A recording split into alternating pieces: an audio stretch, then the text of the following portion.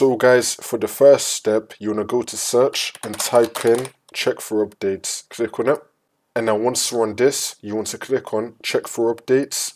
Make sure that your computer is fully up to date. For the next step, you want to go to search and type in CMD. Now you want to run it as administrator. And then click on yes. And now this will come up.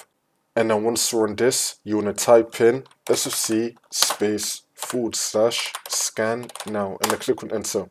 And you now want to run this scan. Wait for this to load. I'm going to skip the video to when the scan will be fully completed. And then once that's been done, now you want to type in DISM /online /cleanup -image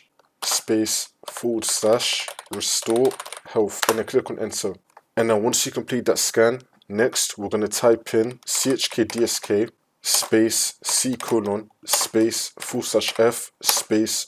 /R, and then click on enter.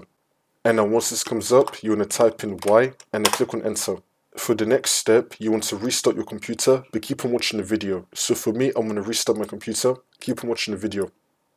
And now as the computer is turning on, it's going to be saying to skip this checking, press any key. Do not press any key. You do not want to press any key. Let all the seconds load in, and it's now going to start running this final scan.